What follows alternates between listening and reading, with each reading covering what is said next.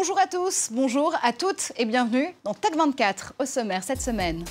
Le jeu vidéo tient salon à Los Angeles. Nouveaux titres, nouvelles consoles et la réalité virtuelle à tous les étages. Mais que faut-il retenir de ce cru 2016? Réponse à suivre. Les mondes virtuels sont-ils l'avenir d'Internet? Hollywood et la Silicon Valley y croient. Comment apprivoiser ces métaverses? Et demain, serons-nous tous des avatars? On ouvre le débat dans un instant. Mais d'abord, les stars mondiales du jeu vidéo se retrouvent à Los Angeles pour le traditionnel E3, une édition 2016 qui fait la part belle aux annonces des constructeurs de consoles et à la réalité virtuelle. On débriefe tout de suite avec Laure Manant.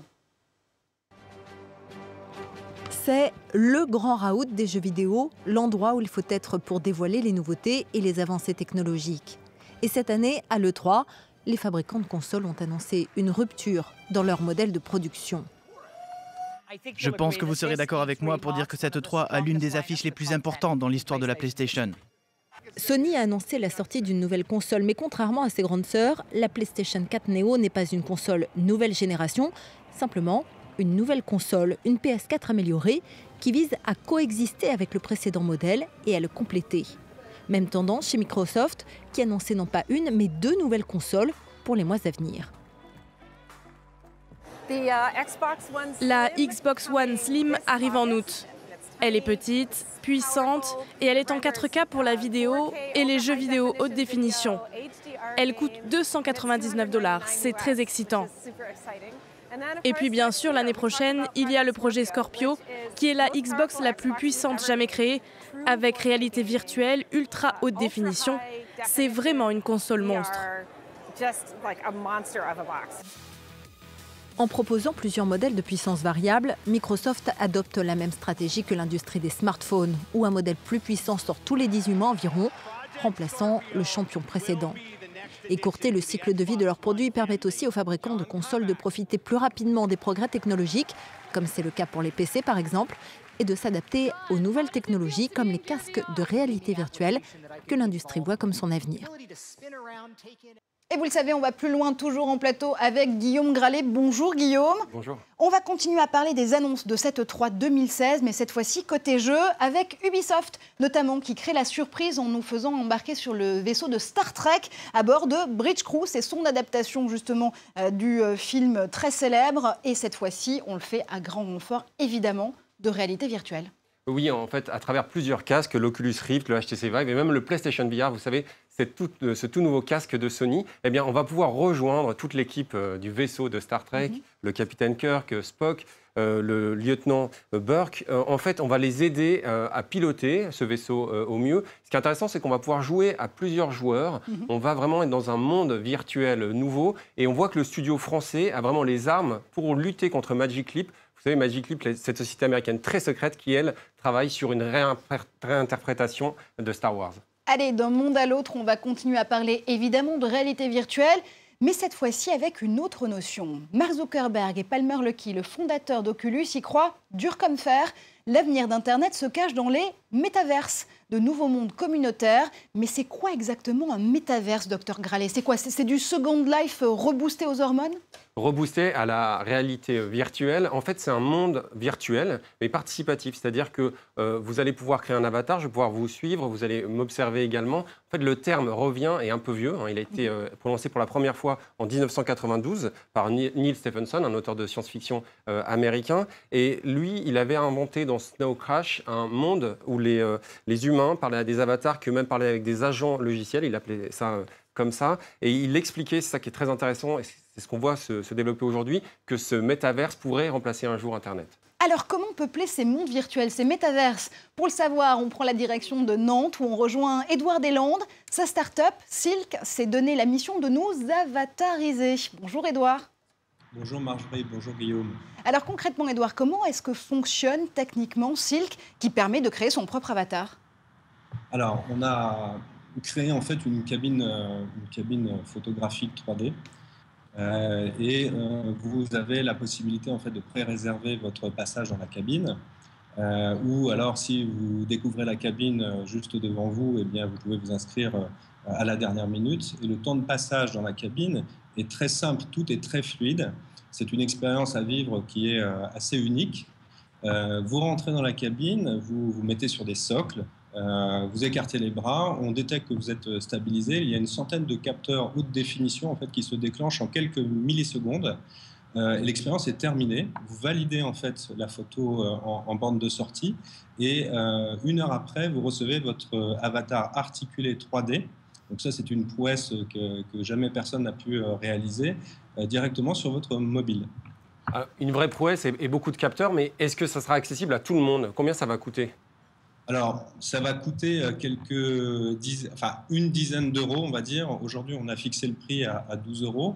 Il faut savoir que dans les studios, pour réaliser en fait des avatars pour les sportifs ou les joueurs de jeux vidéo, c'est plusieurs dizaines de milliers d'euros. Ça nécessite en fait des opérations manuelles, tout un tas de techniciens et de la mobilisation en fait des personnes. Nous, tout est complètement automatisé et on essaye de démocratiser en fait ce processus technique pour la majorité du grand public. Palmer Luckey, le fondateur d'Oculus, j'en parlais tout à l'heure, défend l'idée selon laquelle la réalité virtuelle est une technologie à mettre à disposition de tous. Est-ce que pour vous, là aussi, cette technologie d'avatarisation, si j'ose dire, correspond à un besoin essentiel? Alors, nous, on pense qu'on est 2007, c'est l'année zéro en fait du web immersif. Donc, je rejoins totalement l'analyse de Guillaume. On va tous avoir besoin d'une identité en fait digitale 3D. Et aussi simplement que de faire en fait une adresse email, on va de toutes les façons vouloir faire son avatar 3D, qui est le nouveau véhicule de la navigation Internet. Ça, c'est une évidence. Merci infiniment à vous, Édouard Deslandes, et on continuera évidemment à suivre les progrès de Silk depuis Nantes. Alors on le voit, Guillaume, créer des avatars, ça fait rêver beaucoup de monde, mais aussi les grandes stars du cinéma américain comme Steven Spielberg, qui est en train d'adapter au cinéma Player One, un roman culte de science-fiction. Et cette fois-ci, il propose aux fans du livre et du futur film de jouer un rôle en tant qu'avatar. Oui, ce roman d'Ernest Cline, il nous shoot au virtuel, et il nous shoot parce que en 2044, c'est là où se passe la scène, eh bien le réel est absolument désastreux. Vous avez des sécheresses, des conflits dans le monde, et on a tout simplement envie de s'échapper, et c'est ce que va faire le jeune héros Wadé. Il va aller dans l'Oasis, qui est un monde virtuel où, en résolvant quelques énigmes, il va pouvoir décrocher le jackpot jusqu'à 250 millions de dollars. Bref, ça fait rêver, et c'est cette épopée que Steven Spielberg veut nous faire revivre grâce à des avatars. Et vous avez raison de dire que tout Hollywood s'y intéresse, puisque Michael Bay, qui a réalisé Transformers, a lui aussi des ambitions dans le secteur. Je vais peut-être m'échapper dans l'Oasis incessamment sous peu, mais bon, la vraie révolution, ce sera quand le grand public pourra s'emparer de ces technologies. Demain, est-ce qu'on sera tous avatarisés?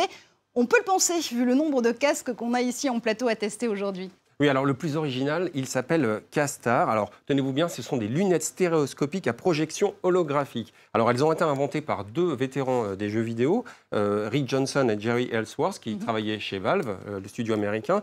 Et là, en fait, vous avez, sur ce casque qui ne sortira que l'année prochaine, eh bien, deux projecteurs de chaque côté des lunettes. Ces projecteurs vont projeter des images sur un écran réfléchissant qu'on a mis sur cette table du studio. Les images reviennent dans ces lunettes. Elles sont captées de manière différente par vos deux yeux, ce qui permet d'avoir un rendu 3D.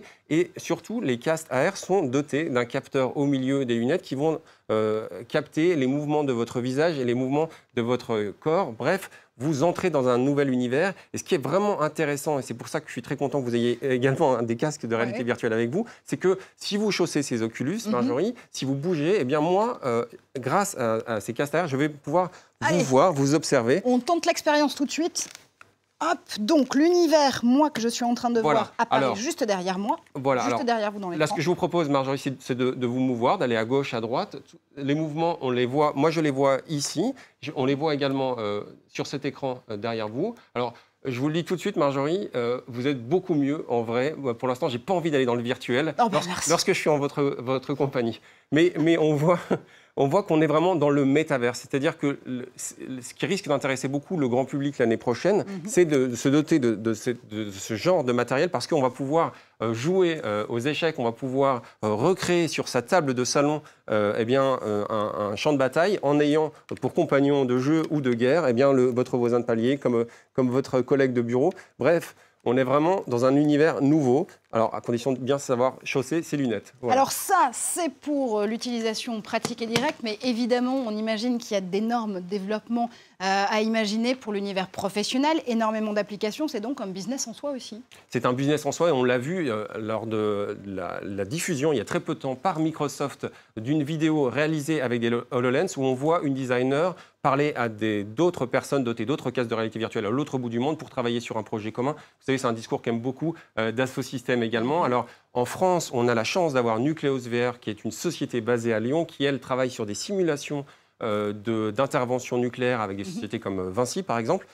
Ce qu'on observe, c'est qu'il va sans doute y avoir une guerre des plateformes. Si Microsoft va dans ce secteur, ce n'est pas pour rien. On imagine. On imagine. Parce qu'à partir de 2020, il y aura 80 millions de casques de réalité virtuelle. Et l'enjeu, c'est de créer la plateforme qui permettra à ces casques de s'exprimer. C'est aussi un des souhaits de Mark Zuckerberg, vous l'avez dit tout à l'heure, avec Facebook, qui veut créer ce nouveau monde. Bref, la guerre des plateformes ne fait que commencer. Absolument, on a réussi à faire s'évaporer les frontières entre le réel et le virtuel cette semaine dans Test 24. Merci infiniment à Guillaume, évidemment, pour ses explications. Vous l'avez compris, c'est la fin de cette émission. Merci à vous de l'avoir suivi. On se retrouve la semaine prochaine en plateau et peut-être en avatar, qui sait. D'ici là, vous pouvez continuer à commenter l'actualité numérique avec nous sur tous les réseaux sociaux grâce au hashtag Tech24. Restez connectés.